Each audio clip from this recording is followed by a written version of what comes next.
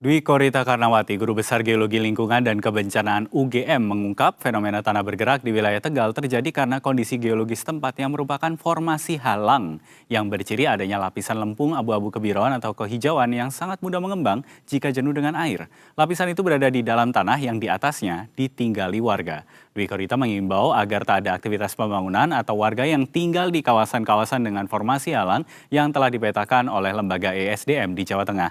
Berikut pernyataan lengkapnya dalam dialog program Berita Satu Sore kemarin. Penyebab utamanya adalah kondisi geologi setempat. Di wilayah tersebut, di daerah yang mengalami tanah bergerak, itu geologinya atau batuan penyusun daerah tersebut merupakan formasi halang, itu istilah geologi, nama formasinya, yang sangat khas dicirikan adanya lapisan lempung abu-abu biru, abu-abu kebiruan atau abu-abu kehijauan. Lempung ini sangat khas sifatnya karena sangat mudah mengembang atau ekspansif apabila jenuh air atau apabila terkena air, karena di dalamnya mengandung mineral-mineral jenis monorilonit. Mineral ini apabila terkena air, pengembangannya bisa mencapai 8 kali lipat dari volume awalnya. Proses pengembangan inilah yang menimbulkan desakan, tegangan, dan mengakibatkan hilangnya kontak antar penyusun tadi dan menjadi sangat lembek. Jadi lapisan lempung tadi kalau terkena hujan itu akan menjadi seperti odol, seperti pasta gigi. Namun apabila kering itu menjadi pejal, keras. Nah, sehingga persoalannya adalah apabila lapisan lempung ini di musim hujan terkena air dan daerah yang bergerak itu berada di daerah di bawah kaki gunung, di bawah lereng-lereng, sehingga merupakan suatu zona akumulasi air. Maka terjadilah pengembangan, pemuaian tadi lapisan lempung yang memuai itu di bawah lapisan tanah yang sekarang ditinggali masyarakat desa. Jadi sebetulnya yang bergerak itu lempung yang di bawah tanah itu. Tetapi karena jadi tanahnya itu menumpang di atas lapisan lempung.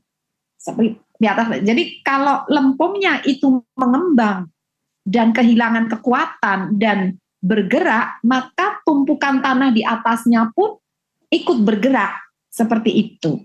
Sehingga penyebab utamanya adalah kondisi lapisan batu lempung biru tadi di formasi geologi yang khas di sana. Lalu ke depannya bagaimana?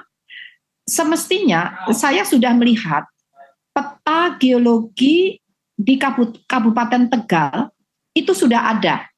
Saya sudah ada datanya juga. Dan di situ teridentifikasi adanya zona yang melampar cukup luas yang disebut formasi halang. Sehingga apabila akan kita membangun infrastruktur, terutama rumah-rumah hunian, untuk idealnya sebaiknya hindari zona itu, karena itu sudah dipetakan oleh ESDM Jawa Tengah.